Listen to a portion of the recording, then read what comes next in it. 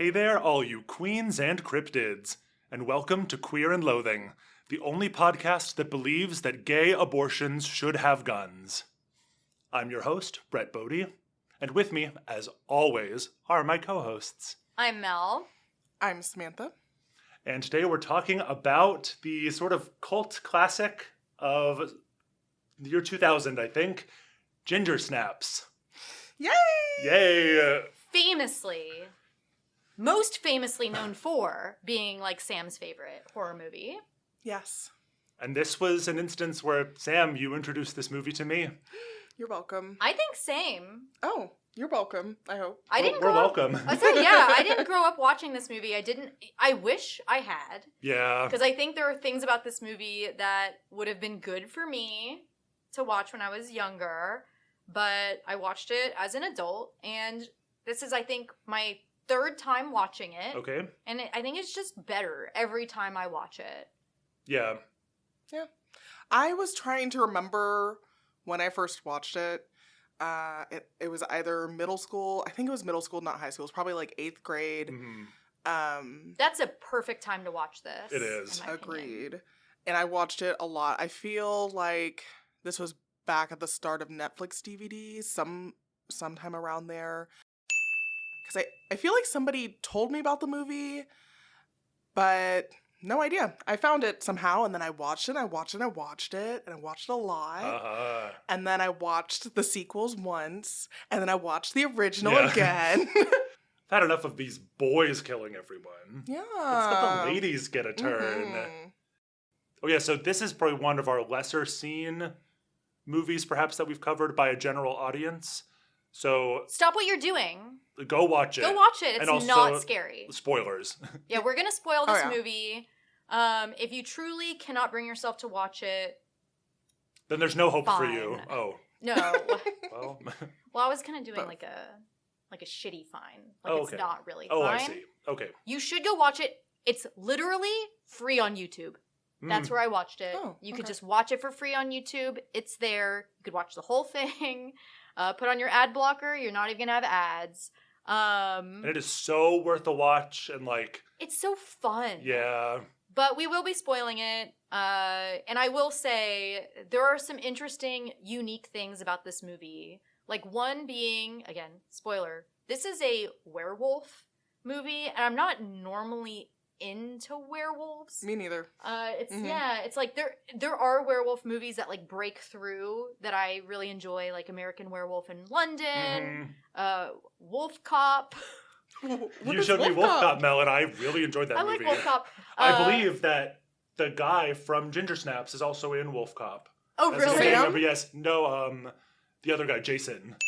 Oh, okay. The shitty guy. Yeah. Yeah, I think he's actually in Wolf Cop. I believe it. Yep.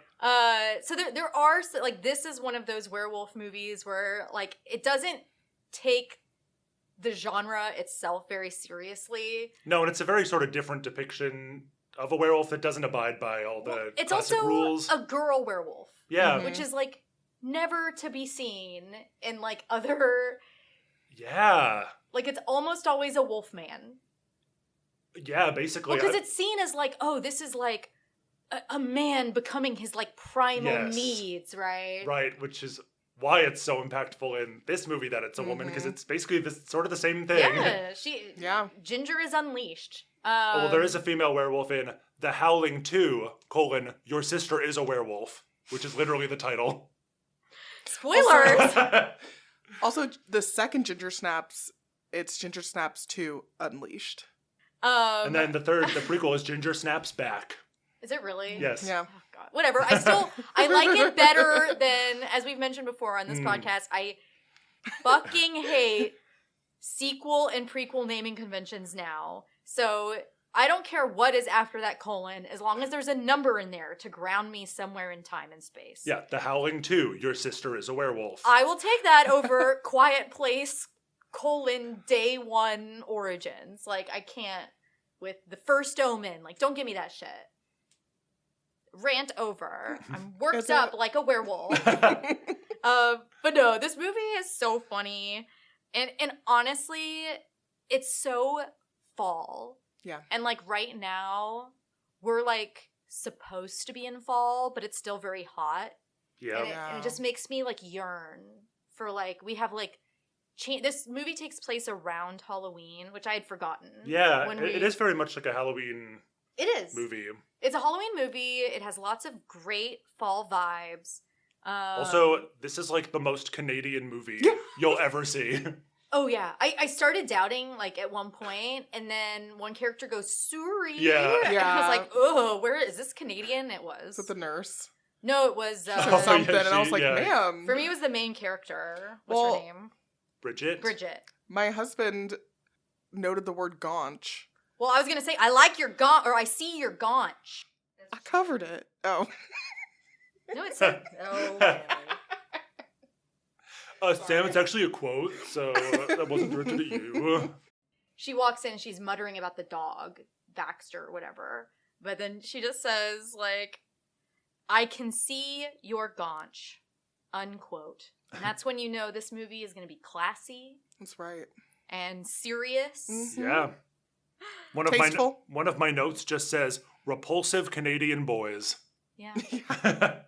Yeah, they're playing... It was when they're smoking weed in the back of the van with Ginger. Yeah. I think that's when I made my note. But even in the beginning, we see a dead dog, and we have so if you many don't dead like dogs. dead dogs, this movie does have a lot of them. But they don't... You don't see them die, Yeah. and they all look like stuffed animals. That's Exactly. true. Like, normally, that would bother me. This is but not it's Midnight just- Mass. Oh, God. No, it's not. These dead dogs didn't bother me because I was like, I know they're fake. Yes. But, like, you know. I think that really works for the movie because the first scene is a mother discovering that in her son's like sandbox that he's playing in is like the dog's like severed foot. Then she discovers the rest of the corpse. And the little boy is like rubbing the blood on his like mouth. Yeah, it's pretty nasty. And then it goes into basically like, or in a little bit, it goes into a montage of our two sisters and all of their death poses. Mm-hmm. It's great, but I do want to give a shout out to that woman at the beginning because she introduces you at the beginning of the movie as to what kind of movie this is. That's true. She has this one scene and she is screaming, "It got our dog." She's going into the neighborhood and she is just screaming. It's like in that movie like Mystic River when like Oh God.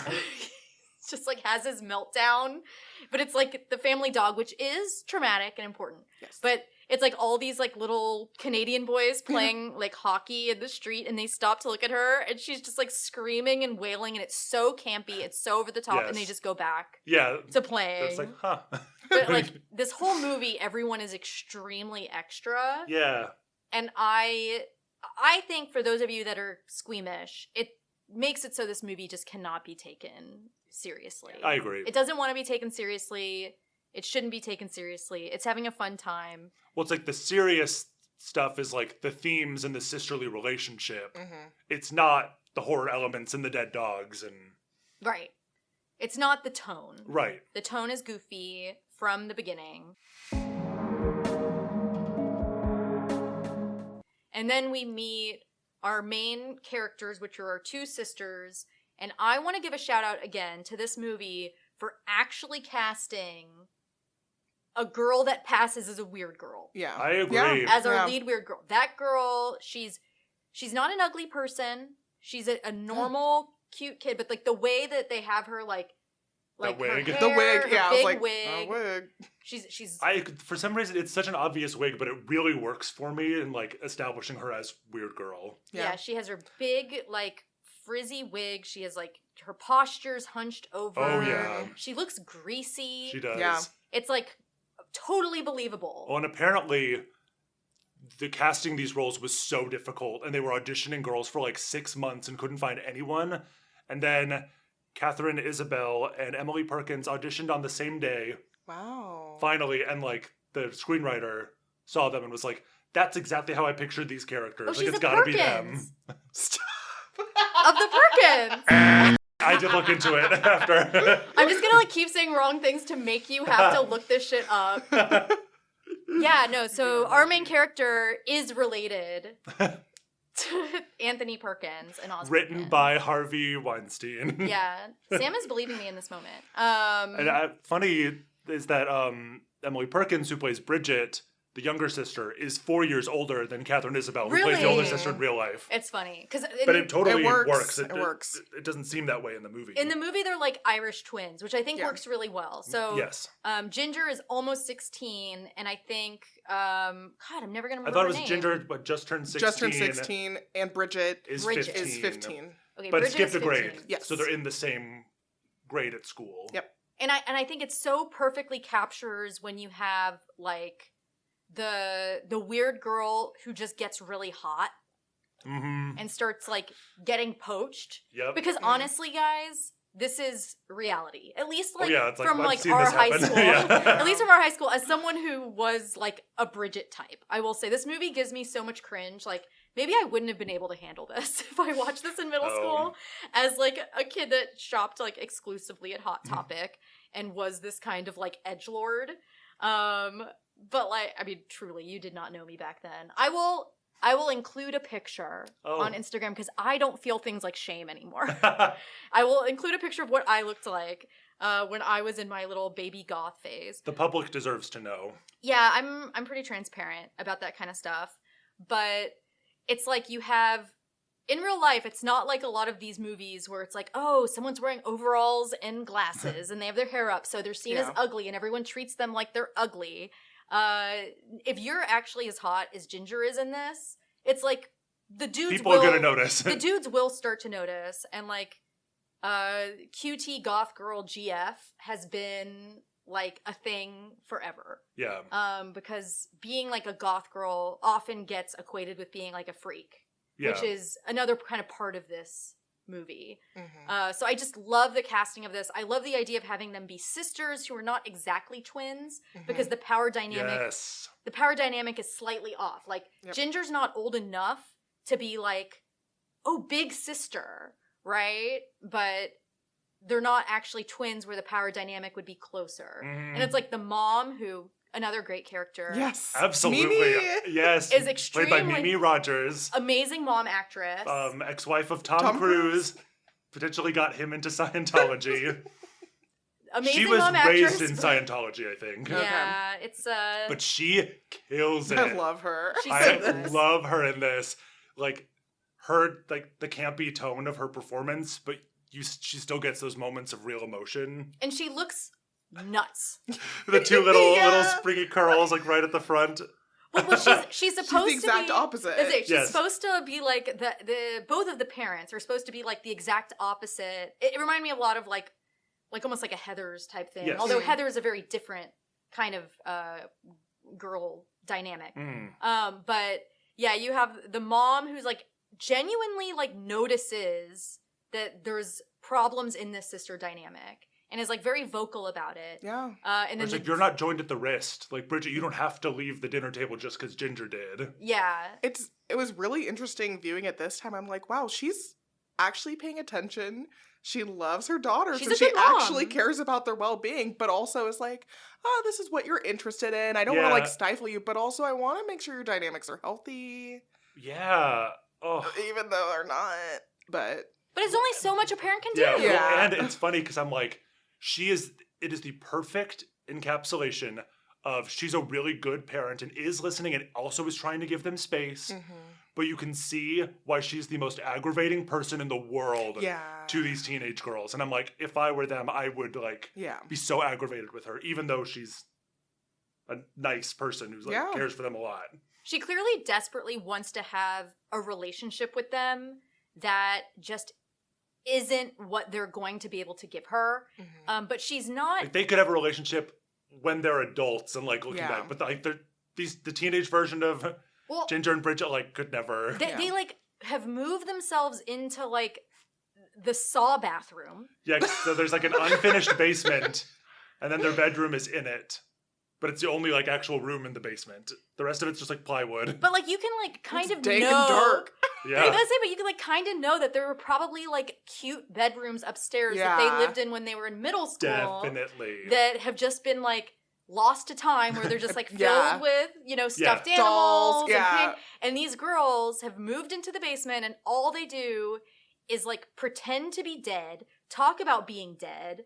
Yeah, Like, well, And self-harm. when we first meet Ginger, she's like running a knife over her wrist. Mm-hmm. And then, great quote right from the beginning. Oh, It's like yeah. the first thing Ginger says, or one of the first things. She says, wrists are for girls. I'm slitting my throat.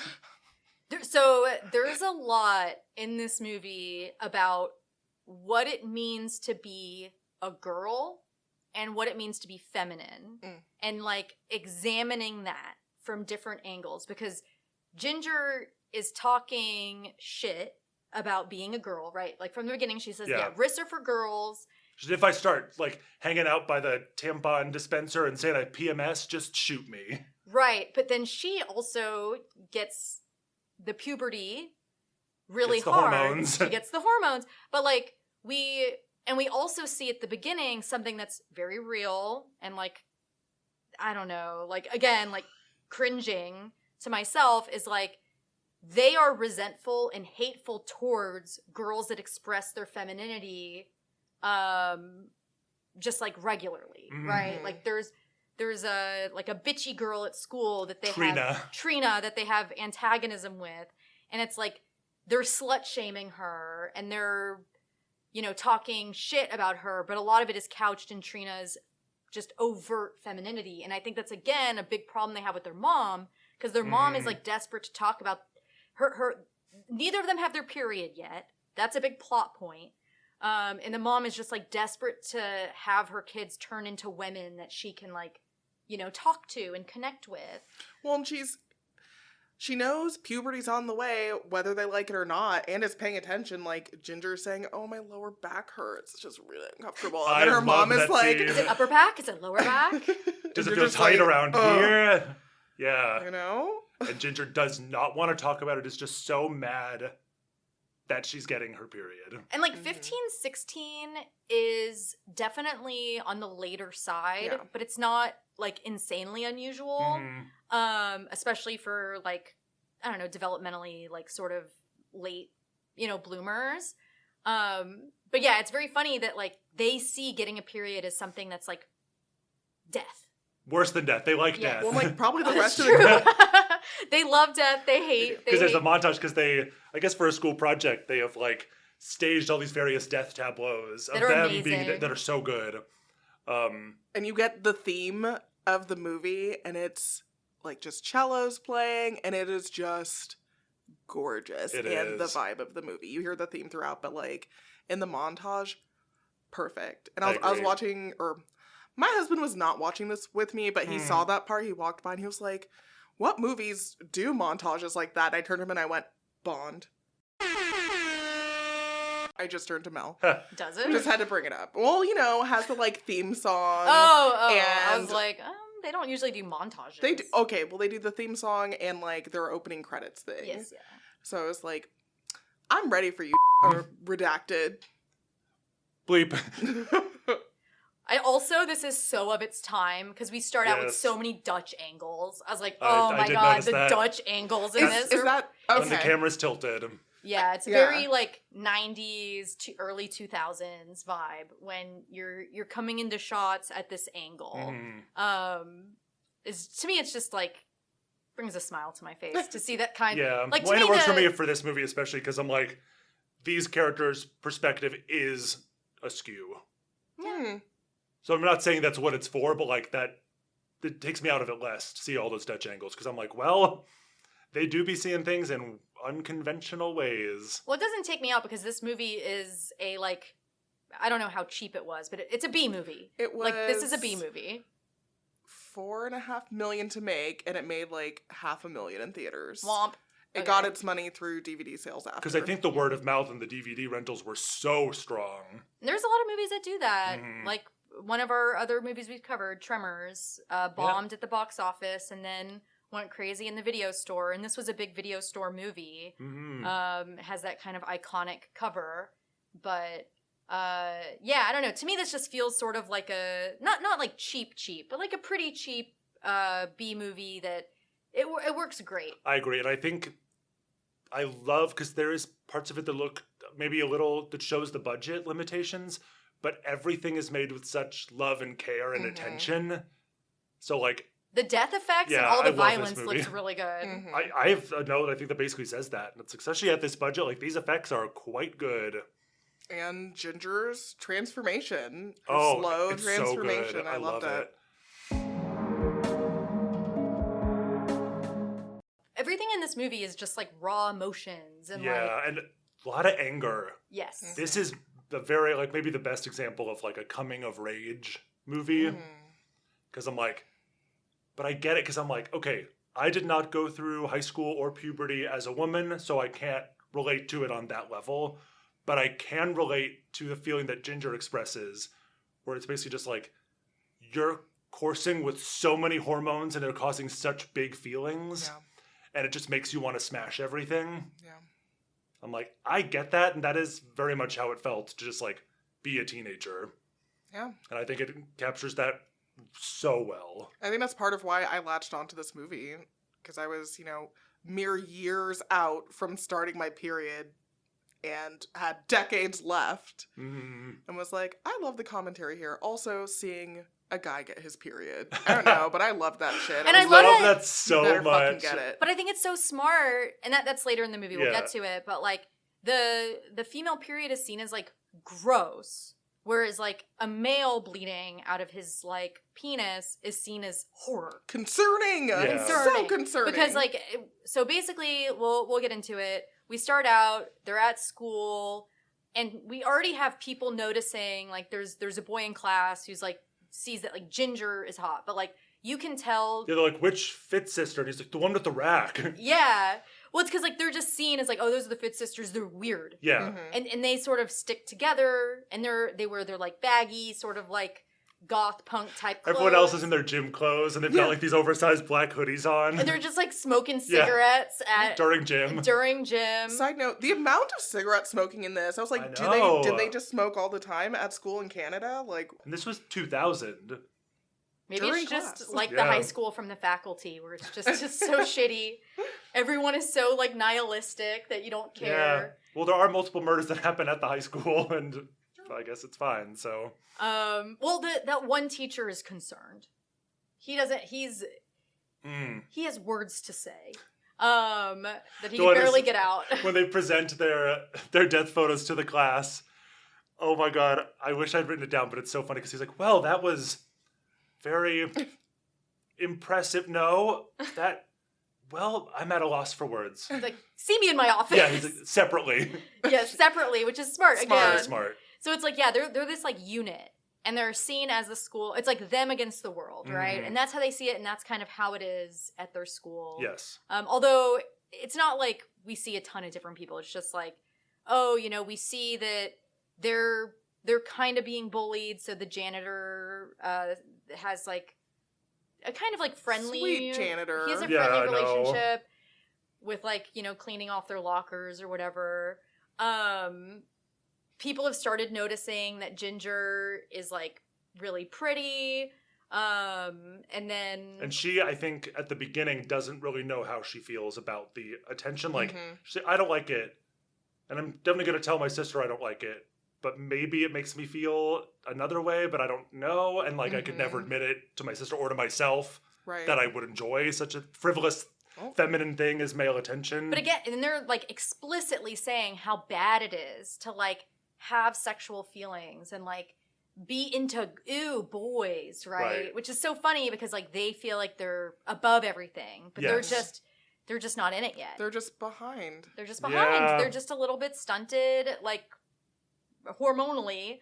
And then at one point so they have this moment at PE where they're playing Oh, God. field hockey, which is just such a funny like thing for to be the sport of this movie is to be field hockey. Yes. And you could see that they have this really like contentious relationship with what's her name, Trina. Yeah, so they've pissed off Trina by talking about her, and her friend overhears and tells her. So Trina's like, I'm going to get those bitches. Well, like they have this game that again, it's like smart how this movie establishes it, where it's like clear they do this all the time. Yeah. But they're just like imagining how people would die. Mhm. And I don't remember the exact quote, but it's basically like, oh, she dies being a slutty cunt. Yeah, they call her like a cum guzzler. Oh It's yeah. not nice. Yeah, it's not exactly. nice. don't call other girls cum buckets. Yeah. Like, that's just not nice. Like, this definitely has a lot of, like, girls hating girls in Yes. this movie. But it'd be like that. Mm-hmm. Yeah. You know, it's like... They really do. And so Trina gets an opportunity. She pushes Bridget down. into dog viscera. Turns out, yeah, there's a like disemboweled dog right there, and Bridget is just covered in That no blood one and guts. noticed And, yeah, no one before. noticed. It just kind of appears, and she falls like face first into it, basically. And then they're like cleaning her up in the locker room after, and Ginger's like, "I'll kill her for you, B." I also like... Yeah. And it's like, I believe her. I Yeah. also like that even though they play blood and guts, like, she don't like to be in No. dog viscera. She's clearly, like, No, she's very upset by traumatized. it. Yeah. Yeah. She's super grossed out. I mean, oh my god, I would go home. And they're laughing at her. Yeah, they're laughing at her for being covered in guts.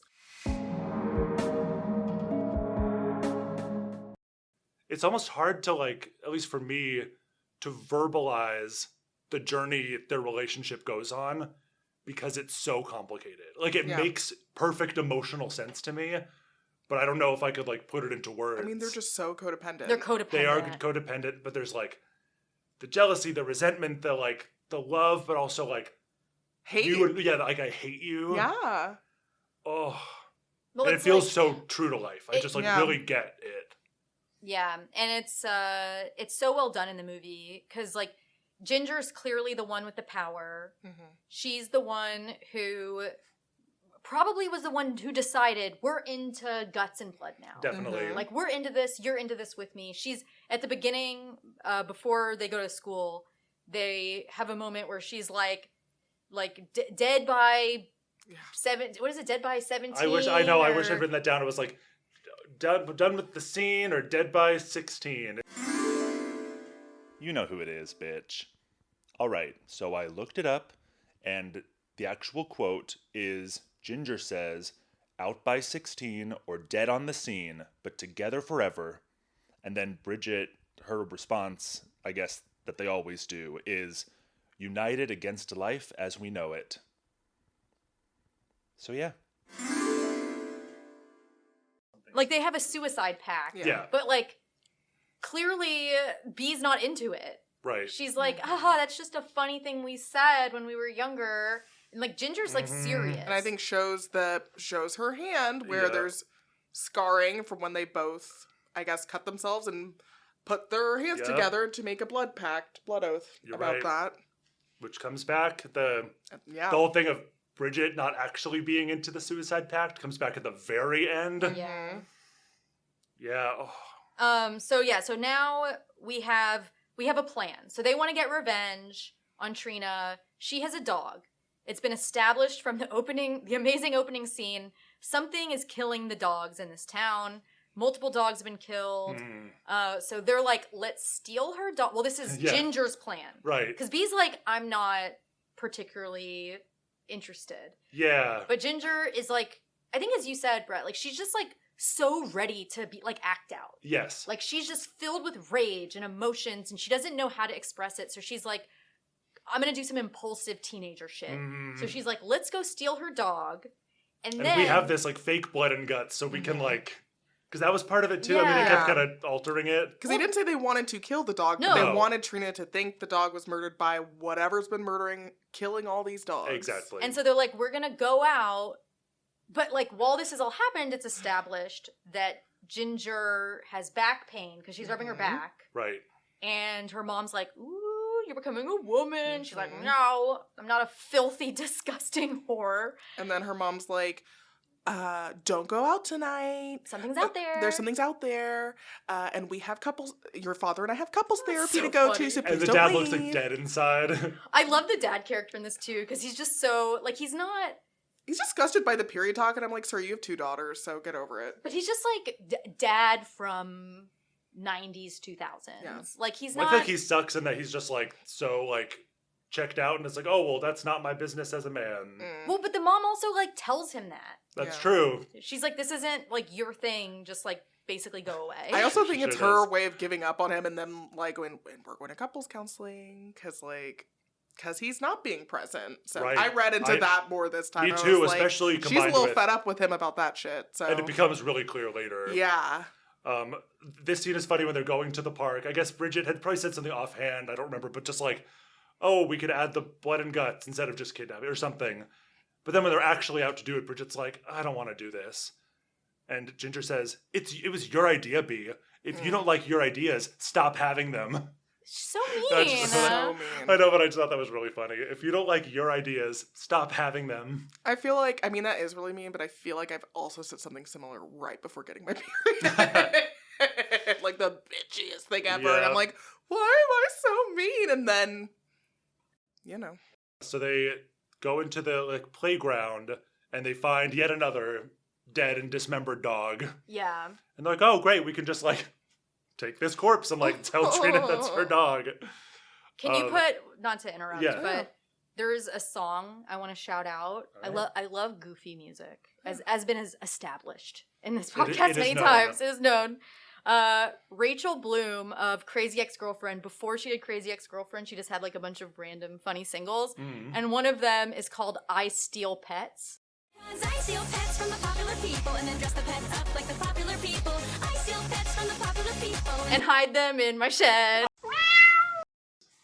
But yeah, so they're kind of trying to move the dog because now they're like, oh, we can just use this dog corpse. But Bridget gets some of the blood on her and on her hands. And then she's like, oh, Ginger, you've got some on you too. But she doesn't. She just bleeding. She's free bleeding. Free bleeding. Her period has come. And as I will mention in our Carrie episode. Which we didn't record before this. Nope. But Margaret White says, first comes the blood, then comes the boys sniffing like dogs. And you And know I'm what like, is also sniffing? Right, is a big old werewolf that just spirits Ginger away. Yeah. All of a sudden, she's just so far that Bridget It's can't so find good. her. I love to just snatch. It's so unexpected, It too. is. Because this is one of your leads. And it's she Mhm. just gets grabbed by the werewolf and taken off. So clever to have it be the werewolf attacks her because she's on her period. Yes. Mhm. It just reinforces the period metaphor so perfectly. And I'm like, Yeah. that's brilliant screenwriting. Yeah. That's so good. And then it's the werewolf is an expression of of unbridled sexuality. Yeah. And so they do get away. This is another really They run. funny. This is another Yeah. funny part of the movie to me because it's they're running and then as they're crossing the street and the werewolf is chasing them, it just gets mowed down unceremoniously Just- by the school drug dealer's drug van. Yep. He just squishes it and it is dead, and it is so funny. It is in pieces. I was gonna say it's in squishy pieces, as yeah. fuck. Its shoes It's flew gone. off. That's how you know it's dead. I know. Not that it was just roadkill. So if you had never seen this movie before and you're watching it, you're already subverted of what you think. Because Yeah. oftentimes with these monster movies, it's people get infected and you have to kill the king vampire or Or you need a silver bullet to kill them. right, the silver bullet. You can also just use a van. A van. So it's interesting because it's already the main werewolf is out. We are left with a character that we as the audience know is now infected. And if you didn't, there's a science scene a little bit later that's just says it. But she is now infected with puberty. Infected with puberty. It'll get you. It'll get you. Sooner or later. You know what else will get you? Do tell. Ad breaks. Oh, Oh. this one got me. All right, so this episode is brought to you by Please Let Me Into Your Compound. So, when we are recording this, it is actually before the election. We are nearing the end of early voting, but when this comes out, not that we record these weeks and weeks in advance, but when this comes out, it will be past the election. We do not know which way that's going to go. However, part of me feels either way, it's the end times, baby. So, me personally, I am not cut out for the apocalypse. The sort of dystopian, no electricity, sort of like everyone's breaking off into factions sort of vibe. So I'm just gonna like ask y'all now, just like if you want to just like save a little spot for someone who's like maybe a little, I have skills. I can be entertaining sometimes. I can tell stories. I can sing okay. Yeah. Oh, actually, I have a big draw, which is my husband, who can like garden and he can make things. That's true. And very handy. He's going where I go. So if you want him, you have to have me too. So think about it now. And don't you have a tactical spear? I have a tactical. That's a contributing. I own a tactical spear named Melonbane that I can bring. And so, yeah, like start thinking about it. If you would like for me to be in your compound / Mad Max faction, send us an email at queerandloathingpod at gmail.com. Is that our email? Yes. Yes. Send it there. If you're going to do like women and people who can like menstruate as chattel for like sex or babies, no need to apply. I'm not that desperate. I will literally just die. It's fine. But if you're going to do some kind of like cool empowerment thing or like men as chattel, that's fun. I'm in. At least it's different, That's you fun. know? I could work with that. Or equality, that's even better. But both are fine. Send us an email and I'd be happy to join your commune in the future. Thanks. Please let me join your compound. Yeah. .com. Yeah, again, thank you to our sponsor, and thank you to the state of U.S. politics. And on that note, we'll see you after the break. I'm filled with hope.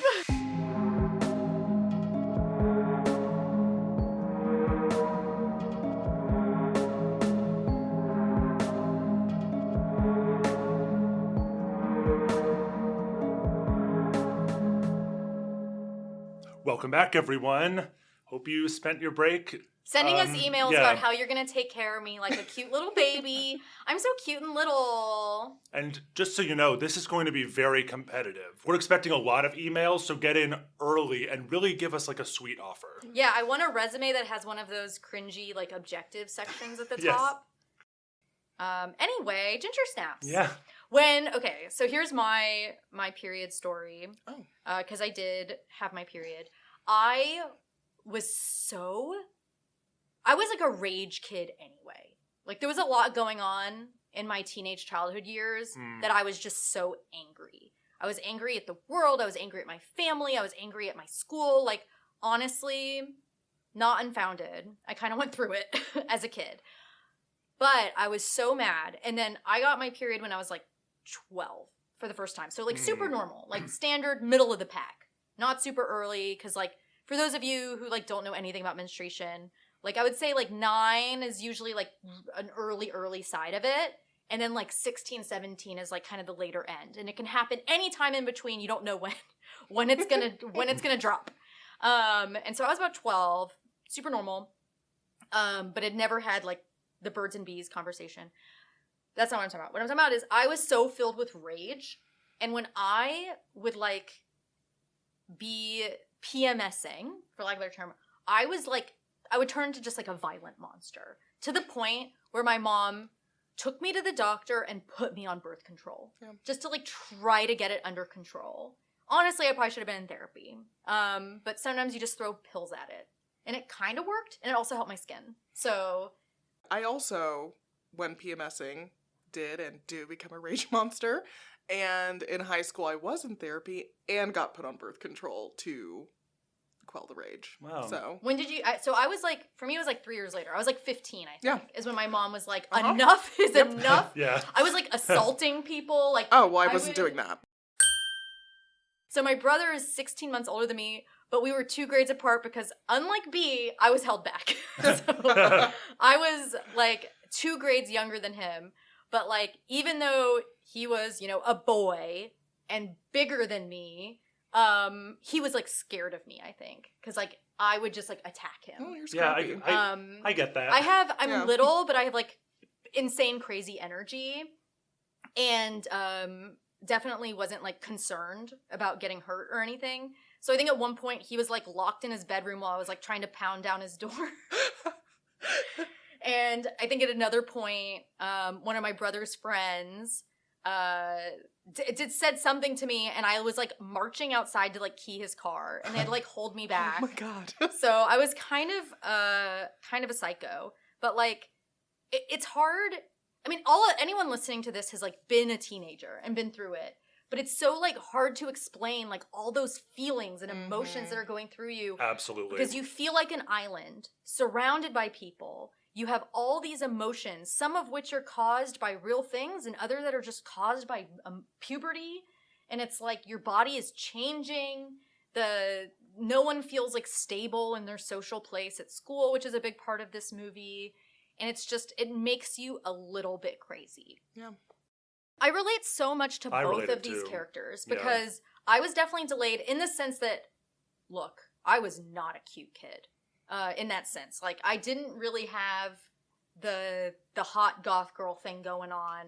I didn't have any like woman in my life to like teach me how to do those things. So like I wanted to use makeup, but I didn't know how to use it. And like I wanted to be sexually appealing to other people, but I also didn't want to be like a slutty sort of like pink girl. Like I definitely related to both of these characters in the sense of like boys did notice me, as did some girls, and like I was interested in that, but at the same time I had other girlfriends that were much better at expressing being feminine and much more successful and were getting like, you know, cuter guys or whatever. And it's like there was resentment, but there was also, it's just like confusing. Oh God.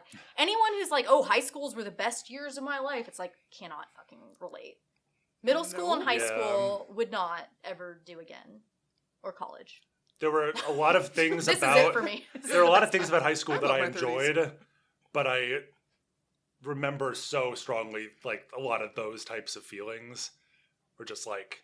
The rage, or just like feeling like I'm like crawling out of my skin, like there's no escape. Well, also not to out you, but you were like the only out gay kid at our high school. I was for the duration of our high school experience. Yeah, so like having sexuality and like learning to cope with it when there was no there was no outlet. Like there was no safe outlet for you at all. Yeah, even though there were other gay kids there. There were. Shout out to you, gay kids. Cowards. I know who you are, you cowards. I'm going to name all the names on our Patreon. I just want to mention my first period. Please. Do it. I was like 11, and I was watching the movie Holes in theater.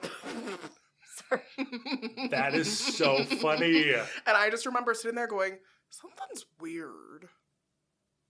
And then after the movie ended, I went to the bathroom and was like, even though I was fully prepared to get my mom made sure I understood what a period was, but I guess she didn't clarify that sometimes the first one is just brown. Well, that's it. Yeah.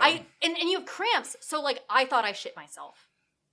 Yeah, Literally. I mean, yeah. I was at school and I thought I yeah. shit myself because I was like, I felt such terrible cramping pain, and then it was just brown. Yeah. And like I knew that there was a period. Like I knew what it was conceptually, but like no one told me. So it's I like, just thought it would be red, and then I remember being in the bathroom going, "What? Pardon? What? Like I knew it wasn't from my butt, Right. but what?" So yeah, got my first period while watching the movie Holes, and yeah. Wow. Core memory. I'm imagining how much of a rage monster I would be if I menstruated. Brett. If I was PMS. I know. Yeah, so... Don't have sex with a werewolf. Yeah. Oh. So let's be glad for me, but also let's be glad for those around me that I do not menstruate. Because I don't think it would be fun or pretty. And periods are insane. So like to go back into this movie and back into Mel's period corner. Yeah. So at this point, we're at in my opinion, kind of the smartest, most interesting part of this movie where Ginger is both dealing with her period and turning into a werewolf And it is And they're both similarly they're both expressing, clueless. yeah. They're both Well, but when she starts growing the hair, like they're expressing both of those transformations are expressing similarly. Well, and that's it. So they go to the school nurse. I love this and they're scene. like, there's a lot of blood. And the nurse is like, yup, sometimes it's like that. And then B's like, but what about hair? A lot of it. And she's like, yep, that's part of it too. Or like hair where it's showing up where it didn't used to be. 'Cause Yes. They're talking about how Ginger is growing hair like in the cut where she had been, or the bite where she had been mauled. On her shoulder. On her shoulder. Because when they get her back to the house, she like heals so quickly and they end up not going to the hospital. She's like, oh, it stopped bleeding and like, I'm fine. But yeah, so then the hair starts growing out and she says, I can't have a hairy chest, B. That's fucked. That is one of the best. Yeah. There's certain line reads that are just burned into my brain. This movie is so fun. The dialogue in this movie is amazing. Oh, it really is. But yeah, I love that school nurse scene. She's so supportive and excited for Ginger. Like, and very thorough and like really teaching her. And then at the end, she's like, now you'll need to protect against pregnancy and STDs, so take these condoms. And there's also a moment where B looks at her and she's like, something's wrong. More than just you being female. You're right. I did laugh at that too.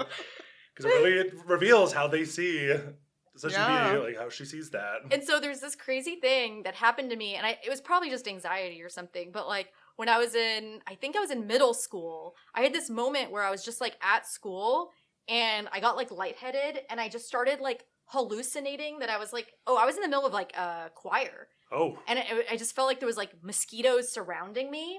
And I was like, I'm crazy. I've lost my mind. And I went to the school nurse and she's like, this is such a like, every person who's ever been a woman or menstruated has experienced this. She's like, oh, when did you last have your period? And I said, I'm about like halfway through the month. And she goes, oh, that's something called middle schmerz. And I was like, a what? Mm. And she's like, yeah, no, it's just sort of like, you're halfway through your cycle and you just are crazy for a little bit. You're ovulating. You're ovulating, so you're psychotic for just a little bit. You're just hallucinating things. Oh, yeah. And I just wandered out of the nurse's office just like with my eyes big as saucers, like, what the fuck is happening to my body? Yeah.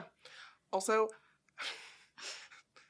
I love this corner. I love talking about cycles because it's, you know what? I have at least 10 more years probably. So, but yeah, ovulation midway, I get cramps every time. I can tell exactly when I ovulate. So not only do I get cramps during my period, I get cramps in the middle of the month. How fun. So it's really great. It's all great. I have an IUD, so I don't get cramps or periods anymore. Boop, boop. I can't take birth control Not anymore, to brag. so I get to be in this. Yeah, it does build character, though. Does it? I wouldn't know. Unfortunately. Back to movie. Yeah. I'm not standing fully in that corner. I'm standing like next to the corner. Nell's period corner. You're looking in. I'm looking in. Yeah. But I remain an observer. Yeah. I mean, honestly, it is something that we as a society talk about more now than we used to, but it is seen as such a like dirty, like sort of like taboo topic. And it's remarkable how much like, because it's not even like I didn't have sex ed. Like, I remember my first time hearing about periods in sex ed being when I was in elementary school. Right. Like, we started pretty early because I didn't go to a public school in Texas where they don't talk about that shit at all. But, like, we talked about, like, how babies are born and all this stuff. But I feel like so much of, like, I guess sex education is, like, it's like the movie Mean Girls, where it's like, oh, if you have sex, you're going to get STDs, and you'll die, and you'll get pregnant. But here's all the STDs you could get, and here's why they're all bad. And here are all the ways you can get pregnant. Yeah. Which is, I guess, a little different than just, like, abstinence only. But they're, like, I just remember hearing so much about, like, oh, like, you get pregnant from, this and this and the pre-cum. And yeah, exactly. Like, I bet that doesn't always work, because there's sperm in the pre-cum. Yeah, so, like, I learned a lot about that. I learned a lot about STDs, but no one was like, hey, this is like what menstruation is, and this is the timeline, and these are the things to look out for. Someone should have warned you that it like could be brown. Or also, I feel. Yes, exactly. Someone should have warned you to be brown, but also there are so many people who go through menstruation, and because it's not something that we're allowed to talk about, they have like endometriosis or like ovarian cysts, and like they don't feel like they can talk about it. They think, well, people say, oh, it's just normal to be in pain, but it's not clear what level of pain that is. Because some people, you just have mild cramps. Some people, it's debilitating. Like, absolutely, like, cannot function. And I remember, like, I would get these horrible cramps, and I would, like, go to the coach at PE and be like, I have such bad cramps right now that I can't function. And then be like, buck up. Yeah. Right? Yeah. Like, just power through it. It'll help to work out more. And I'm like, well, I'm, like, having trouble, like, functioning. Like standing. Yeah. And I didn't even get them that bad compared, because some people just, like, throw up. Like, they're in so much pain. When we were in high school together, I had horrendous periods, which is part of why I got on birth control back then, because I was not having sex. It was for the period, or it was for my hormones. But I spent a lot of time at the nurse, and she was very nice to me. We had a very nice nurse. She was so nice. And it was just like every month, I was like, yep, I need my heating pad, and I'll just be here for a little bit. But they don't say, like, we weren't taught that. Like, I wasn't taught about, like, oh, heating pads, or, like, oh, like, lie down this way, or, like, stretch this way, or, like, oh, like, this is the normal amount of bleeding, or, like, this is when you should be concerned. Or you can get migraines. I used to get migraines. Oh. Or, like, yeah, you can get, like, nauseous, or, like, it's always just sort of seen as, like, oh, you'll become a bitch. Yeah. Right, you'll want to eat a lot of chocolate and, like, might have some cramps. Yeah, and it's, like, really a shame that this is seen as something so, like, disgusting. And, like, yeah, it's blood, but it's, as the nurse says, like, yeah, you can experience this every 28 days for the rest of your life, basically.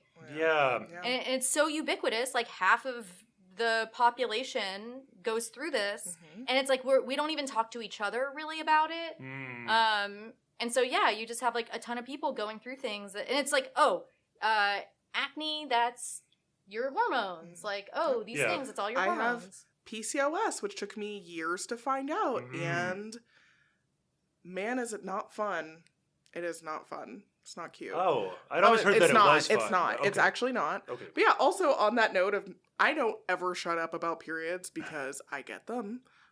And, you know, get yourself a partner who isn't weird about it. Like, I get tired of hearing about men who are like, I don't want to hear about the period. I don't want to. I'm like, if you're married to someone who gets a period, it's in your life. If But you're also, a grown man and you can't handle it, that is so wild. It's also like, or if you're parenting someone who gets a period. Yeah. Like, even if you're a man, like, Yeah. that should be fine, because that's... Well, it's like the dad in this movie. Right. Yep. He's just so, like, checked out. But there's also sort of, like, the mom kind of checks him out of it. I think she just... That gave up specifically on she does. Yeah, I think she gave up on him. Well, I am definitely grateful that the way I was raised, I was never, like, grossed out by periods. It was just, like, it's just a fact, and, like, who cares? I don't know. It just, like, it never had that, like, stigma for me, and I would never be like, ooh, periods. Like, that's disgusting. And then it's there's... just like, oh, it just...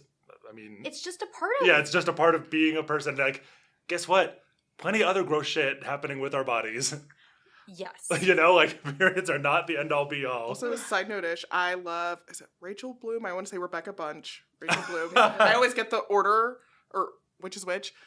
Well, it's same initials. Yeah, exactly. RB, Crazy Ex-Girlfriend, and the period sex song took me out. Period sex. Think of it as just Mother Nature's juice cleanse. But then, okay, kind of back to the rant, but it's also like... I'm going to say back to the movie. Back to the rant. Yes, let's do it. Back to 9/11. Yes. But also, well, in the movie, they go to buy tampons. And it's funny because it's like, again, like, we're not This even, one like... comes with a free calendar. I love that. Because it's supposed to be so you could track, Right. you know, your period. But it's like... But she does, but they don't even know, right? Right. They literally are going out and just buying tampons, which is like hardcore for someone who's just starting out. That's true. But like, yeah, I remember when I first started using tampons and I like didn't know how to use them, and I was like looking at the diagram. It's not very helpful, and it's not that helpful, and like just trying to figure it out. And I remember when I went the applicator tip or whatever. We have applicators in the intuitive. U.S. And they're sometimes helpful. But, like, I remember when I was at summer camp in high school, and there was a girl that we were kind of bullying. I mean, I wasn't the nicest kid. We were kind of bullying her. I remember the story. Yeah. Okay, keep going. New for some people hearing this. Some people you've heard it before. But, like, yeah, there was this girl we were, like, not very nice to. And at one point, she was, like, in the bathroom, clearly, like, had just gotten her period and didn't know what to do and, like, only had tampons. And it's like in that moment where it's like, you know what? Like, I sat there and like sat down on the ground next to the stall that she was in and like handed her a tampon and like talked her through it, like how to do it. And it's like in those moments where it's like, for years, even after I stopped getting my period, I would just like carry a tampon around in case someone needed it. Right. Like I always do.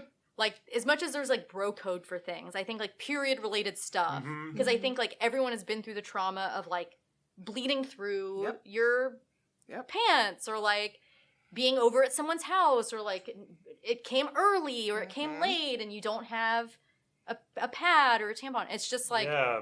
Well, it seems like that kind of like this was like even a girl, like not in your group, maybe you like picked on her, but I feel like that type of thing, like menstruation, that almost like transcends like social hierarchy. and it's not like we were as friends just like after. No, well, that's what I mean.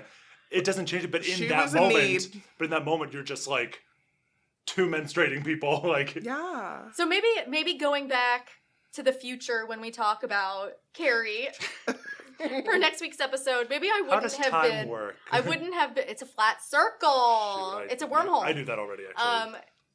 It's like maybe I wouldn't have been mean to her in that moment, because I do feel like it's one of those things where it's just like fucked up. Yeah. To like if someone Maybe more like a Sue, like get caught up in it for a second and then be like, then, oh like- wow, I really like this shouldn't is one of have those done that. moments where it's like time out.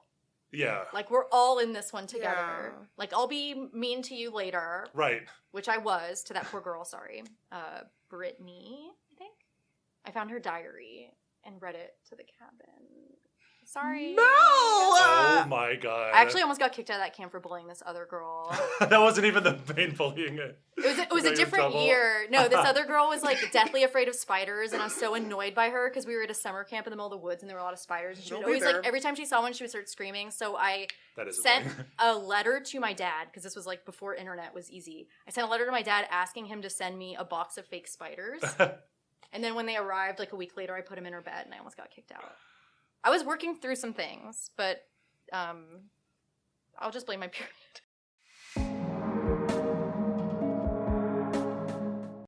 Basically, she is now both turning into a werewolf, extremely horny. Yeah. Oh yeah, all of a sudden. Well, before she gets bitten by the werewolf and by the period, before she gets bitten by the period, what's his name? Jason? Yes. He comes onto her, and she's like, kind of interested, but then, you know, her sister's there, so she's like, no, is all she says. Well, and Jason is there when they're checking out buying the box of tampons, Yeah. and he says, you know, I have 3 sisters, and so I know that like the best thing for it is a toque. Which is, one, insane to say, but also, like, okay, like, I was gonna say true, I'm sure. Like, well, because, like, he wasn't like, ew, which is, Yeah. like, what a lot well, of that's true. He dudes was would have very done. unfazed by that. He was like, hell yeah, game on. Yeah, he's like, this is an end for me. Like, yeah, go get high with me in this disgusting Canadian van. and they do, and that was when I took my note of And it whatever wasn't even disgusting his- Canadian boys. It's not his van. No. Also, No, it's Sam's van, who was not even there. They And just go- Bridget is just like standing outside the van because Ginger has like ditched her to like smoke weed with these gross Canadian boys, and Bridget is just like outside like fuming because this is like she feels like it's such a betrayal yeah. of like their sort of pact of like boys are bad and like we don't do that, and we're always gonna just do everything together. right? And she's She betrayed her by getting her period. Yep, She betrayed her by ditching her for boys. exactly. and for for drugs. drugs. And for Yep, drugs. and that Because was they another are weirdly like kind of teetotalers about that. Well, until she gets corrupted by her period. Well, it's because Yeah. they never got invited to do drugs before. That's right. So, That's So they exactly see it as bad. yeah. Right. So she's like getting high and like horny and kind of skipping ahead, but like she ends up basically just like they're fighting now. So like Ginger The and sisters, Bee, yeah. yes, they're Bridget, like they're no longer tight. Right, because Ginger's getting into Jason's car at one point, and Bridget's like, Ginger, can I have a word? And Ginger turns and goes, is the word sorry? And then just like gets in the car, like doesn't talk to her again. And Bridget's like, stop, you're ovulating, Right. which Literally, she's she's not. like, no, right. That was really cute. Because she's like pounding on the window, like, you're in front ovulating. of all the bullies. And they all laugh. Like everyone's laughing. So funny. And they just like drive off, like basically to have sex. And, Yeah. and then Ginger is like having sex with him and is like biting him and stuff. Like she like she's basically a like werewolf. mauls him. Yeah. Yeah. And he's like, I mean, he's into it, but he's like, shouldn't we like use protection or like? And she said basically like, shut up, and then she just like Attacks this Yeah. this boy. It's not great. It's not great. It's not great. It's not great. But she does after that. But that's part of the metaphor is like these hormones, like she has like become a predator. Like she was bit by this predator and now she is. Yeah. Because her desires are so out of control. Mm-hmm. Yeah. And the Like boy. she's not in the driver's seat anymore, really. The boy who comes onto her as sort of a sex pest. Yep. Gets like sexually assaulted by her. Mm. Like she's taking all the power that she can. And she accumulates quite a bit through this part of the movie. yeah, we get an iconic. We love a hallway walk. One of the greatest of all time, in my opinion. Yes, and she has her like white streaked Yes. hair. Love it. She's got her little snatched outfit on. That's like a formative memory for me. Watching this movie for the first time is the hallway scene because she walks in and she's for the first time wearing like form-fitting clothes. Has obviously kind of done her hair. She walks in, the door shuts behind her. She like takes a moment because she doesn't just strut in through the door. She like kind of stops against the door and is like, "Fuck yeah, like I'm doing this." It's just this confident strut down the hall, and everyone notices. Everyone's noticing. Because all of a sudden, the weird, like weirdos girl with the baggy sweaters is like bombshell, like obviously very physically attractive, but also just radiating Vibing. Like, Yeah. it's like confidence and sexuality. sexuality. And then And we people see do pick up on people. Yeah, and then Bridget pans kind of over leans to into Bridget. frame, and you see the wig like loom into frame. If you want to hear more about bad wigs, check out our Twilight episodes. That's right. Oh, I Um, love that scene so much. It's so funny. And then, like, we find out, like, okay, but before that, I don't know, like, there's some interesting moments where, like, Bridget and Ginger are talking about, like, how, because she comes home and she had, like, killed the neighbor's dog, right? Because she was just, like, in a bloodlust. And at first, you think that she killed Jason. Yes. Yeah. But Because Bridget thinks that Jason may have hurt her. right. She's like, if he hurt you, you have to tell, Yeah. right? And then, Ginger's like, bitch. Yeah. well, Ginger's like, well, she's like clearly upset. Just like, I am the one who knocks, bitch. Yeah. Like, but she shows, you know, the corpse of the next door's the dog, because the dogs don't like the werewolves. Was it Norman? Yeah. it might have been. I don't remember all the dog names. There's Baxter. There was. There's a bunch of dogs. Yeah. But then at one point, this is another line. I wrote down a lot of quotes from this movie because it's very quotable. At one point, she says, "He got laid. I'm just a lay." Yep. Like, preach, girl. Yeah. So, like, I get why she's doing all this and trying to claw her way into some power, some social. But it's funny because Power because- she's right. right, 'cause she's even right. though he's the one who originally came onto her, she's the one where people are like laughing at them when they're like making out in public. She's the one that like is supposed to be ashamed. She's the slutty one. Everyone's like, oh, those, you know, Fitz sisters, they're slutty. And he shows up with scratches, and they're like, yeah. All the dudes are like, yeah. and he's like, even though he's traumatized, he's like trying to own it. Like, oh, she rocked my world. His acting is so great in that scene because I really feel that, like, he's having a bad time and, like, was assaulted, but is having to, like, project this, like, sort of, like, masculine bravado, like, for the boys. It's also funny because he shows up and he looks beat up, but he also has like pimples. Yeah. And it's like he got like He got super puberty. he got puberty. Mm-hmm. He sure did. Well, then they're like, did she give you the rag, what, bro? Like, whatever, because, like, there's some, like, blood, like, On his pants. yeah, on his pants. He's like, like, from his. shit. And He's he like, like, no, it's my pen. That's Yeah. what he said. my pen is leaking. Yeah. He runs to the bathroom and he's like peeing and it's like blood and he's like screaming. And it turns, like, very red. Like, Bright it's pure red. blood that he's pissing.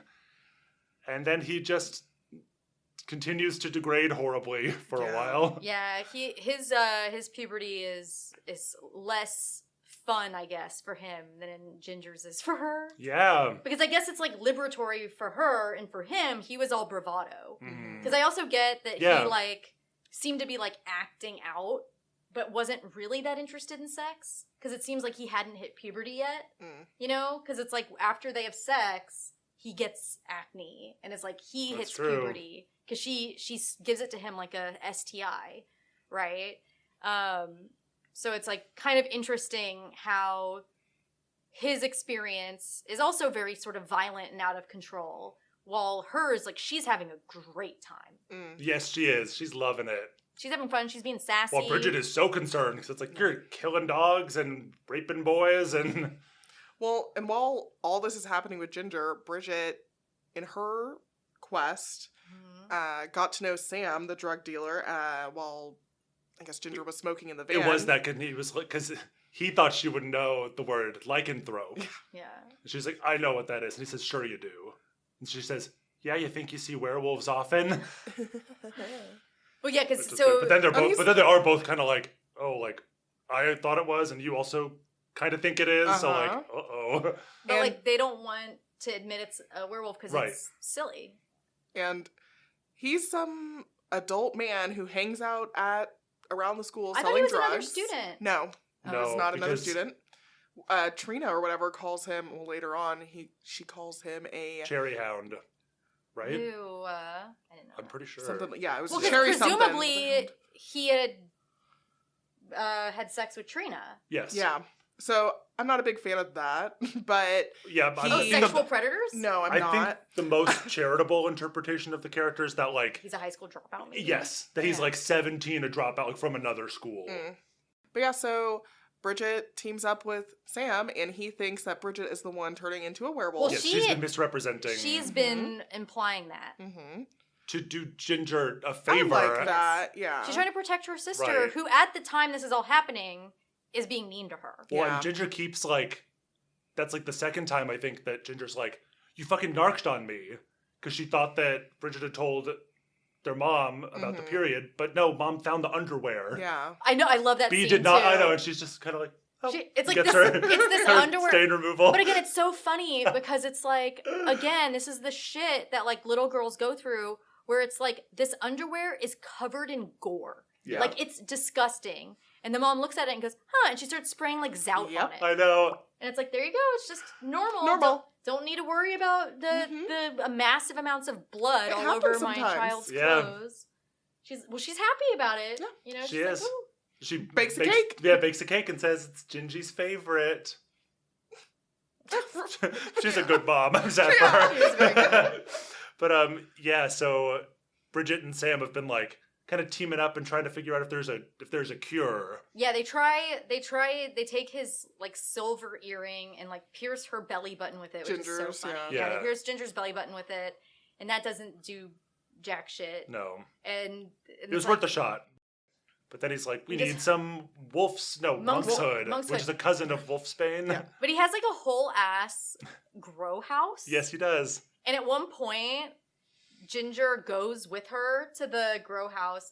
But And- B is first like, don't come with me, and then it's like, if you're gonna come, don't be weird. Like, And then, of course, like at one point, Ginger's weird immediately. Yep. And then at one point she says, I have another quote here. I think she says, like, if he rapes you, don't come crying. And it's like, girls, don't be like this. yeah, because Bridget basically is like, Ginger, go home. Yeah. Like, you need to leave. And that's when Ginger's like, well, Because he rapes Ginger's you. acting up. Yes, Ginger is Yeah. really acting up. But yeah, so then they come up with that idea of the And monk's sorry, hood, but they to can't his, get it. To his credit, he's like, I don't think of you like that. Yeah. Yeah. Yeah. Which is how I read their relationship Yes. also. Yeah. I like Yeah. that they don't have a They romantic actually seemed relationship. like they could be like legitimately friends. Yeah. Like, I mean, obviously they're united to solve this problem and they're not just hanging out. But it also shows But I like, got the sense that like, he was it like, yeah, shows she's Bridget, cool. And Bridget can have relationships with other Yeah. people. Like she can have friendships that I are think more she equitable. does learn that. And that's part of her journey, even though like Sam probably wouldn't be like a close friend or whatever, but she just sees like, oh, there is a world outside of Ginger. Yeah. Like she can make friends with like the random creepy drug dealer guy who she has nothing in common with, Yeah. right? Except that they both know there's a werewolf afoot. Right. And it's like, oh, They who both else know the could word you meet? lycanthrope. They both know the word lycanthrope. And they Shout both out to reading for vocabulary. yes.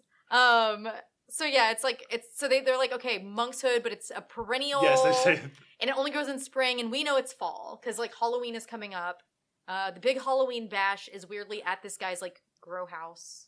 right? Or no, it's Yes. like a barn or something. Well, I think they call it like the community greenhouse, but he has like his own room like in it. Yeah. Right, so like it's very unclear. But yeah, so I do love that they're like, oh, well, it doesn't grow right now. Like, you just can't get it. No way to get your hands on And then monkshood. And then it's just there on their kitchen table Yeah. because mom got it from the craft store. come Yes. through, Mom. Like dried up Yeah, monkshood from the craft store. and they make heroin out of it. Yes. They do. And he's like, this is really dangerous. But at this point, like Ginger has killed a dog. She's grown a tail. She's grown a tail. She's getting more volatile. She's getting Her hair's getting whiter and whiter. Her Mhm. eyes are getting more and more like wolf-like. yeah. She's The teeth are getting a little changing. pointy. Little pointy. I like the pointy teeth. Me too. It's cute. She's becoming like totally unstable. Yes. Yep. And at this point, like Sam knows that it's not Bridget. It's pretty obvious. Especially when Ginger comes to the greenhouse and it's just like, Obviously insane Yes. werewolf. obviously feral Yeah, with pointy teeth. She's unhinged and werewolf like. I'm sure, like, I feel like being around her, you just get goosebumps at that point. Like, you know there's a predator. Yes. The dogs You know you're not safe. Yeah. And I think people know too. Mhm. But it's like they're attracted to that because it's like that power and like Yeah. Well, it's raw also sexuality. the sort of like the manic pixie dream girl sort of goth subgenre. Yeah. Of like, ooh, she'll have kinky weird sex with you and you can Right. tell your bros about it. It's like, nah, she just gave this guy werewolf rabies. And he's having his own bad time. He like He's having an tries to awful eat time. a child. Yeah, well, first he's like, because he like grabs Bridget and like throws her in the janitor closet to confront her because he's like, something's happening to me. I know you know what this is. Like, I know that you know about Ginger and like, I know she gave it to me. He's like, I killed my own dog last night. Yeah. He's like so upset about it. It's I like, mean- what is happening? Like, I'm growing a tail out of my ass. And Bridget's just like, that's crazy. What? Wow, that's so weird. I don't know anything about that. But he's like starting to get more like violent and physical with her. That's an. And the janitor Yeah. comes in. Good guy janitor. I love the janitor. Yeah, he stops what probably would have been the end of Bridget. Yeah. Yes. Because this kid is 'Cause getting he's more and more violent. Yeah, he's spiraling more and more out of control like Ginger. So I like Ginger, but also like, is she just evil without being a werewolf? Because like, he's Jason or whatever is like, yeah, he's spiraling out of control, but like, he seems concerned and not about this. Whereas he Ginger's has just like, remorse. yeah, he has remorse. Whereas Ginger's like, no, this is great. I think so. I think I Ginger. think that's true. I think Ginger is, like, Because when Ginger's so upset after she killed the dog, she doesn't want B seeing her that way and like puking blood into the toilet. Mm-hmm. More so than feeling any feelings about right. the dog. Right. And definitely the case with her murders, because she Yeah. really develops a taste for killing. yes, and she keeps saying like, "Oh, I had to." Right. Oopsie doopsie. But then that Another one moment person she's walked like, in. oh, it just feels so good. She's like licking the blood or whatever. But again, I think part of it is that her and Jason are like, they're in these totally different ways of how society views, sexuality and puberty. Mhm. Where she's like, I mean, the movie is called Ginger Snaps, Mhm. right? She snaps. So it's like she is unleashed. She is allowed to herself now to be fully unrepressed and is just like pure id. Gets to have a long period of time reveling in this feeling of just like ecstasy and, Right, like, and, like- sexuality. And like, I am the apex predator. Yes, like the empowerment that Yeah. comes from feeling like, oh, I am now an adult, Whereas for Jason, I don't know, like going through puberty is hard either way. And Brett, you'll be able to talk about this more. But like his is not expressing itself in ways that are like, ooh, she's getting a cute rogue streak in her hair, and she's getting almond eyes, and she has these cute little teeth, and like he's just like covered in acne. He's Right. like, his dick is bleeding. Yeah. Like, he's just going through it. Like when boys go through puberty, it's like your voice is cracking. And Yep, it's not cute. yeah, it's like And awkward. it's not empowering. Oh. Well, exactly. And also with women, and I wonder if this is part of it, the like developing breasts, like secondary sexual characteristics, like breasts are seen as like such a mark of like maturity and like sexiness and whatever. But like for men, it's not the same. Like there isn't something like that. At least that's like get more dick, I guess. But like that's not something that people you just get like taller, see by looking at you. but it takes time. Right, and it's such an awkward transition. And Because there's you get like there's nothing, gangly. and there's no boobs to like smooth it out. Well, It's just gangly.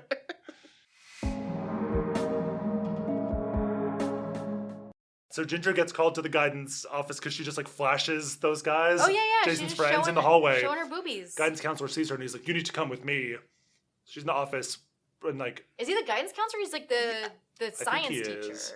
I know. I read him as guidance counselor. I think but his don't door said remember. guidance counselor, but he was teaching that class, so I could maybe subbing that both. day. Yeah, who knows?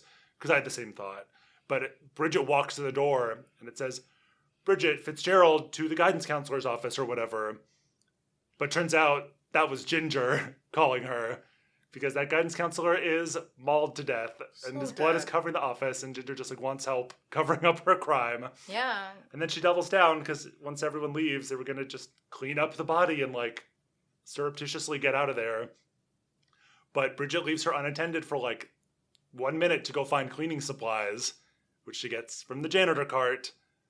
But the janitor gets to the office first and she's there to greet him and she mauls him. And she says it's because she didn't like how the janitor looked at Bridget. And we'd seen that the janitor had this relationship with Bridget that just seemed like Really It was normal, like normal. well, it's just like, like she has people picking on her that are like writing on her locker. Right. And he's kind. he's just a kind person who's just like around. Yeah. He's not going out of his way to like talk to her, but he just like is a sympathetic, normal adult. and so it's like she can't take accountability No. for what she's doing, and she's like, "Oh, I had to do it because of you. It's like, I did it for you." Yep. you did it because you wanted to, bitch. Yep. Yes. She did Also, it because she wanted to. He was the only person of color in the movie, I think. Oh, yeah. But he wasn't the first to die, so that was nice. I didn't notice what color the dogs were. You know, those are dogs of color. Oh, I'm sorry. Actually, I think a lot of the dogs were Rottweilers. Is that a DOC or not? Yes. Okay. I think Rottweilers are coated black. Can I Rottweilers think- say the N-word? I Oh think no. they actually Are we in can't another do corner it. now? You know what? I'll discuss. Okay. I'll get back to you. Okay. Okay. You'll consult the council. Yes. Okay. I'll talk to my chihuahua. Can She can't say it. Oh, she can't say it. Okay. Yeah. It's good to know. Again, I'm just asking questions, just gathering information. Thank you. But yeah, so like Ginger is like loving, basically like playing with the janitor's like guts. Yeah, Like she. the blood, and she's just like, "Oh, it feels so good." She's like rubbing her fingers through the blood, like. She has he's- moments. She has moments where she's like, "This is wrong," but like you can tell that she's fully letting go and she's embracing it. And you see that he's not fully dead because Nope. he starts like Right. going, because he's like, I guess, healing up and gonna be a werewolf too. Oh yeah. Oh yeah, because they And heal really so- quickly. Yeah, so Ginger just She gets him. puts her hand through his. I think so. Through his Well, like, she stomach has or these whatever. claws. Yeah. That I love. Yeah. Me too. And she goes to. And that's cool too, because like long nails could be seen as like a Yeah, feminine, like sort of feminine. sexuality thing, but it's also the traditional werewolves have claws. And she shows up to this like Halloween bash, and she's Turning heads there too. she's turning When heads. she's fully full like she's got white the hair. white hair, her eyes are like Yeah. really different now. They've got like that little like fold. Yeah, some guys are like, in the nice, corner. nice mask, Ginger. Yeah. And then we have our heroin monk's hood thing, but Bridget has to use it on Jason. Right. She knows that it's too dangerous to just go right to injecting Ginger, but she's like, but I can have a guinea pig because I know Jason's infected. Well, also Jason's trying to eat a child. Yeah, she has really good timing because he's literally trying to eat a child, and she does get him in the neck. He like kind of tackles her to the ground, but she gets him in the neck with the syringe, and I love his reaction when he like comes out of it. He's like, "I gotta go. I have a class." He just like stumbles off back into the bushes. I love Jason's arc in this. I do too. It's funny because at the beginning you'd think he'd be like the most like one-dimensional. Or like the one. Well, it plays it like he's gonna be the first to die. Yeah. But he's not. He lives. He Yeah. survives the movie. And he doesn't even get, like, he comes back from being a werewolf. He's actually the most directly affected, who emerges the most unscathed. Yes, I think that's true. But yeah, I love that. So now Bridget knows that the monk's hood works. So she's got to re-up. But we have a ticking clock because Ginger's now going to what she sees as just like a feast. Yeah, but also she's got her target. Like, she's going for Sam. Yes, because she sees it as, oh, like, he's a threat to my power over my sister. Exactly. And Bridget knows exactly that as well. Like, she knows that's what Ginger's about. So she knows Ginger's going, and then Mom is also going, as luckily, it turns out. the mom... we skipped the first I was going to go back and... Oh. Well, yeah, we didn't talk about Trina. Well, Trina, they don't kill her directly. It's Yeah. like every movie does this. Lisa Frankenstein did this. It's like That's the true. first death is like accidental. is accidental. And it's like, oh, we had someone fall and hit their head on the side of a kitchen island. Yeah, but I do think Ginger might have killed her. Yes. Had the scene gone Oh, on. yeah, for sure. Oh, yeah. Because Trina shows up because she's looking for her dog. She shows up in, like, the backyard. And it's implied that Ginger has eaten the dog. Yeah, yes. I saw your sister take Right. the dog. And it's like, ooh, yeah, your dog's not Attracts. dressed up in popular people clothes in Right. a shed. I steal pets from the popular people and hide them all in a shed. Your dog is dead. Yeah. And I actually love this because, like, Trina, even though she's, like, the bitchy popular girl and has, like, been mean and hates both sisters, is still kind of, like, showing some humanity in that scene because she's, like, warning Bridget about Sam. Yeah, she's like, he'll have sex with you and, like, dump you. Right, 'cause, like, that's what he did to me. Basically, like, I still hate you, but, like, be careful with Sam because, like, he sucks. Like, Again, it's like girl code Yeah, shit. yes, exactly. It's like, I still hate you, but, like, I think you should know. And then Ginger comes out of nowhere and just, like, attacks her and drags her inside. And is like, has her in like a headlock, basically. Yeah. And is like, I'm gonna kill her and I'm gonna do this for you, B. Right, and so it's just Ginger and Bridget, like, fighting, while Ginger's just like, God, this girl in, like, a headlock with, like, her hand over her mouth. And Trina gets, like, so stressed she, like, throws up. Yeah. And then grabs a knife. She's like, you guys are fucking crazy. But in the struggle, the milk and, like, cereal had fallen to the ground. So she slips on it and whacks her head and dies. Classic. As the parents are, like, coming home. So they like put her in the big, deep freeze. the body fridge that people have in their Yes. garage. And at one point, like, Bridget is trying to, like, move her and just, like, accidentally, like, she's, like, already, like, frozen to the point Oh, where yeah, she but just before falls that, apart. they don't have time to clean up the mess of the blood. So Yeah. it's perfect. So the parents walk in, and Ginger is just, like, lying in the blood and milk. And then Bridget runs up, because obviously she's, like, just finished stashing the body, but she runs up and, like, takes a picture. So it's like, oh, it's for our death project. And Ginger's, like, got the blood on her hand, and she holds it up to her parents. She says, it's for extra credit. Yeah. And she's like, it's corn syrup. You want to taste it, Do you want some? Daddy? And she's, like, licking the blood off her finger. And he's just, like, beaming. ugh. Yeah, and he's like, God, my daughters are disgusting. And the mom's so funny because she's just like, I told you, not in the house. So no more deaths in the house. Back to immaculate in 10 minutes. I love the mom is so good. But later, But she's going to the meat, like, to put the groceries away. And Bridget, all she can think of to distract her, because the mom's has the thing open and is about to, like, look down at the body And to put see the a meat bone. in. And Bridget goes, Mom, what do boys want? because she knows that it's gonna send her Yes. mom into like a 25-minute Her mom's speech. so And it obviously excited. does. And then it cuts. It cuts to them sitting on the couch with milk and cookies as the mom is, like, explaining it. And she's like, and that's what all men want. And some of them seem cool or different, but none of them are. And Bridget's saying they're Preach. so uncomfortable. Yeah. And Ginger's like so annoyed. Yes.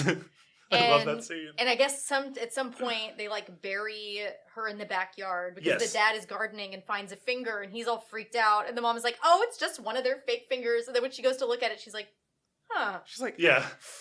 Yeah, she gets obviously a really strong inkling, but she kind of keeps it and, like, She She puts it in don't say Tupperware, Put it in a Tupperware. which is funny. So funny. But I love that, like, she probably knows from that point, or at least Yes. strongly suspects, but is keeping it from the husband. Yeah. Yes, because She's she like, is. oh no, it's fake. It's for She the is project. ride or die for her And then, daughters. oh yeah. Because she digs up. Yeah. She sees where they've the freshly dug part of the shed, so she does uncover the body, and she snaps into like, She's like, I'm gonna burn the house down. yeah, and we're gonna drive out somewhere. We're gonna start fresh, just us girls. It'll be fun. She's like she's- ready to leave that. And Bridget's like, husband what about Dad? And she's like he wouldn't understand.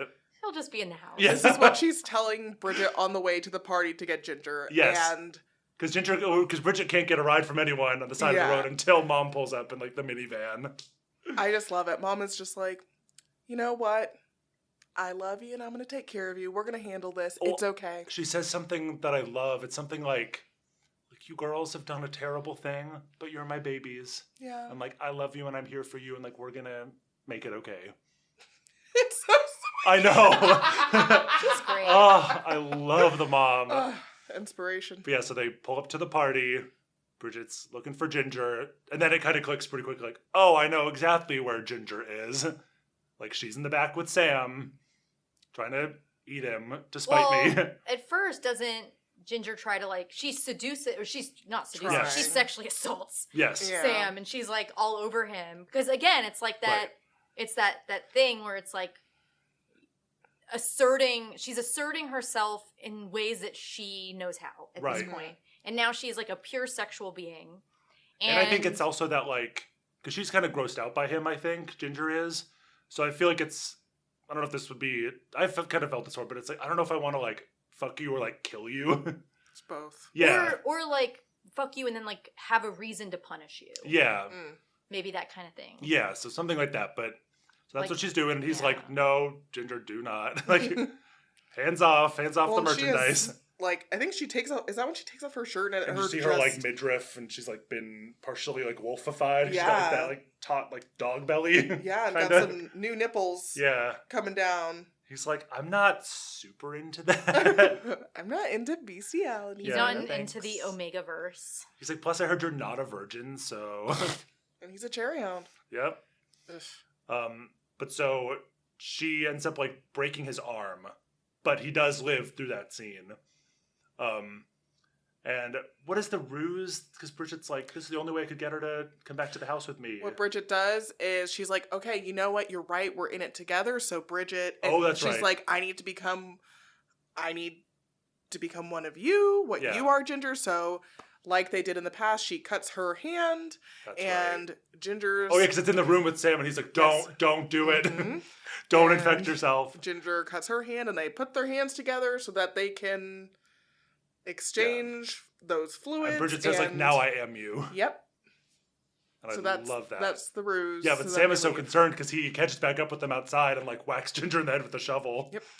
Like Ginger's starting to like begin the final Yes, we're in the home transformation. stretch now. But it's also like Sam doesn't get that Bridget was just trying to Yes. stall for time. Yeah. Bridget Because- actually Yeah. was kind of in control of the situation, and Yep. like this was a tactic she was using. Because Bridget was the like doormat right? for Ginger and everybody knew it. So it's like he just basically thought Bridget gave up. Yeah. Yeah, you're so right. And so when he hits her with like the shovel, Bridget's like, "No, you fucking idiot! Like this was all part of my plan." Right. Even though it This is is like, the only way I could get her to come back with me. yeah. And so they just like throw her in the back of the van. Yeah, Um, they ditch Mom at the party. That's the last we see of Yep. Mom. Bye. She's just like middle-aged woman, like at this Halloween party, just like, have you seen my daughters? She can wander to the weed area and Yeah, stay but- over there. And then as they're driving back to the house, Ginger like Yeah. completes the transformation. And that's the actual like, werewolf transformation Mhm. scene, which is done quite well, in pretty my good. opinion. Quite good. Especially for the budget. Yeah, And for being Canadian. they did a good job of putting it in the back of like a dark van, so you don't see it in like long shots or for very long or well lit. So it looks pretty good. And here we go. It's the final. Yep. It's the final fight. We in it now, so they pull into the garage. She's not there. He's like, "Ooh, should have fixed that door Yeah. on my van." And Bridget's like, "Oh, God, she's somewhere now." Yeah, wasn't she still in, but like he thought she was out, and then she lunges at him from the van because she's made them think that she'd already left. But then she does just like scamper off into the house. And then, to her credit, she just kills Sam, which is fun. Yeah, well, they're making the medicine, or the wolfsbane... The heroin. Monk's Hood. Monk's Get Hood. it right. Monk's Hood, wolfsbane, heroin, in the pantry. They're back at Ginger and Bridget's home. So yeah, they're in that pantry. and they get a plan. He's like, I'm going to go wait here, and like you bring her in, like you lure her in, and I'll stab her, and we're good. We all knew. Nope. We all knew. So he starts to leave, and Ginger snaps him right up. This movie cannot have like a male hero. No, certainly not. You just cannot. Yeah. So then Ginger drags him down to the basement. Bridget's trying to, at some point, she finds the because he had the syringe. The syringe, thank you. She dragged him, and then the part that drives me nuts is like she can see it. She can't quite get to it through the stairs. They're like open stairs, and then she hears Sam, and she's like, "Oh, I must go help him." I'm like, "Bitch, get the syringe first, then go to Sam." You can't help Sam if you're both being mauled by a werewolf. Correct. Yeah. There's an active werewolf on the scene. Yes. So this is not a drill. This is not an active werewolf drill. This is the real deal. This is the real deal. Please. Werewolf alert. So she finds Sam and Ginger Wolf, and Sam is doing the same, like hyperventilating, like he's turning. He's like about to, he's like kind of like would be dying, but since he's like been werewolf-ized, he's not. And Bridget locks eyes with Ginger, and to again be like, we're the same, starts to like lick his like blood off the floor, like with her hand. She's trying. She's not into it. She gets a few. She tries so hard. She gets a few licks in, and it does work because Ginger then starts like licking up the blood and like does lower her guard, but then Bridget throws up because she's not at that stage of her transformation, and it's just like, well, she says, "I can't, I won't." So I think it's also kind of just like, and that's I think a big thing. It's like they're not identical. Like. That is a chief like character difference in them. What I was saying is, Bridget is not about that. Like Ginger isn't just made into a bad person by being a werewolf. She uses it as an excuse. Yes. Yeah. Like some of it is werewolf, but like she leans into it. Right. But I love it. You can see in the werewolf eyes. It's like noted bitch, and Ginger just bites Sam's throat and kills him. It's like, bye. Mm-hmm. So yeah. And then kind of bit of a chase scene through like the walls of the unfinished basement. Ends up loses the syringe or like can't, or like has it but ends up not being able to use it, but has stashed a knife from earlier in the dresser in their bedroom. And they're in the room, like Ginger's about to attack, and Bridget's like, "It's me, Ginger, like, don't attack me, like we're sisters, like in it together forever." And then Ginger starts to attack, and Bridget yells like, "I'm not gonna die in this room with you," which is the direct refutation of the Suicide Pact from the beginning, which I love. Yeah. And then Ginger lunges, but she has impaled herself basically on the knife that Bridget is holding. Yeah. And it's like bleeding out and dying on the floor, and Bridget's like sitting there, kind of like sitting with her sister in her last moments, even though not really her sister anymore, at least not the one she knew. Yeah. Saying goodbye. She's a full wolf, and like, but yeah, says goodbye. And that's the end. That's it. It's really sad.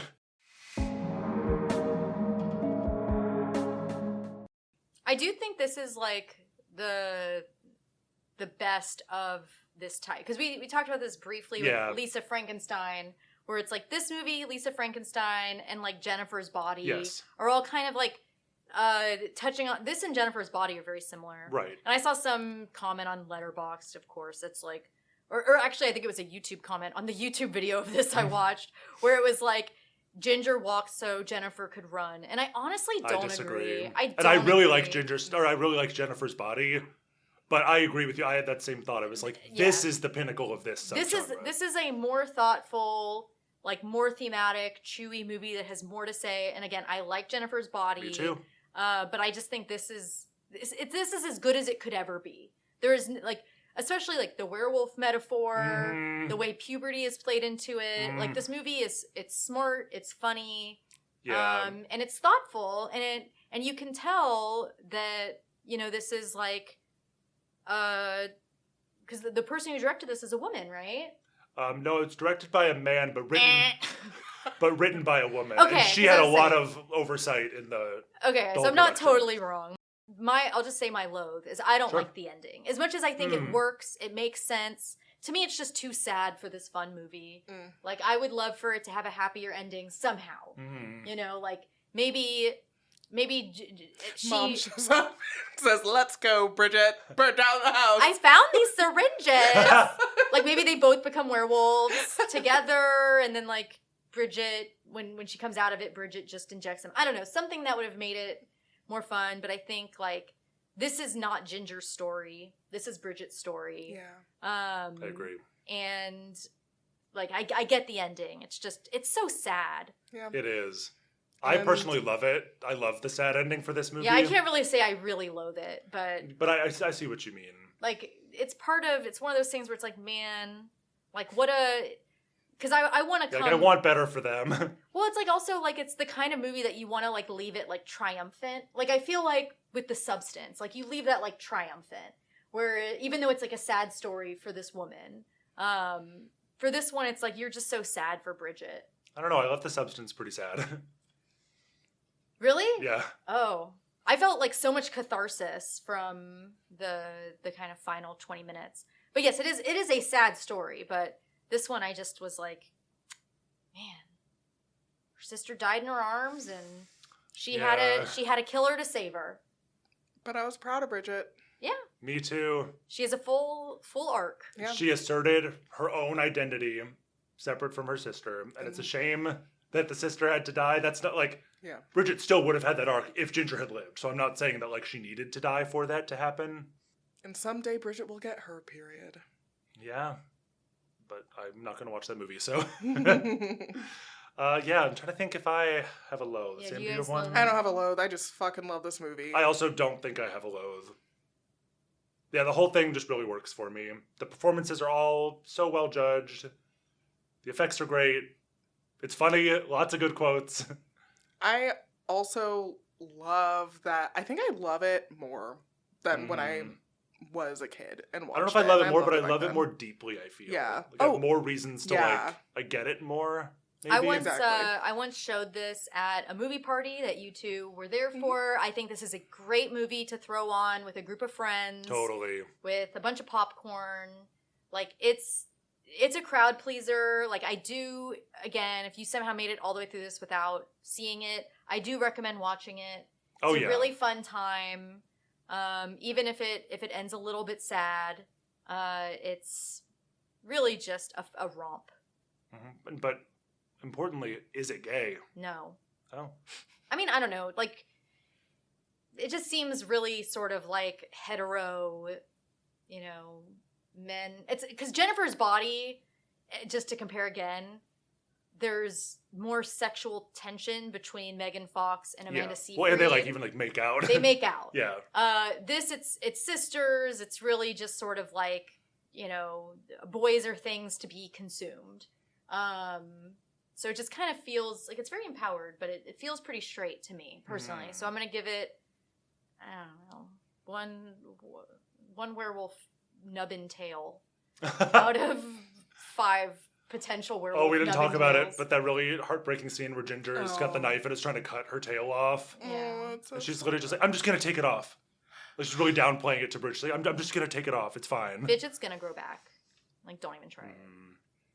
Yeah, I also don't read it as gay. I was trying to. I was like, is there an empty syringe? Gay. I think it's more gay than you guys do, but it's still not very gay. But I know they are sisters, and I don't think there is any actual like incestuous anything or any queer overtones in their relationship. But I think in the language of film, it's just like they're both very like preoccupied with their own body and each other's body. So that on like a film level feels kind of gay to me, even though I don't think there's any, you know, gayness with the actual characters. I am sure there's horrible fanfic out there. I have no doubt, and I look forward to not reading that one day.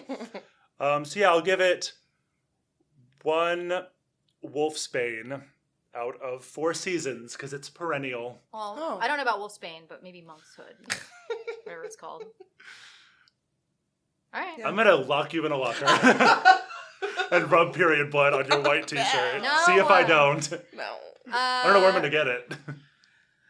The period blood. Well, I don't be producing that. So give it time. Well, people will hear you say that and not be in the future yet and not know what that's referring to. So you'll just sound crazy. And I am the victim here. I was not a bully in high school and middle school. Don't mind me.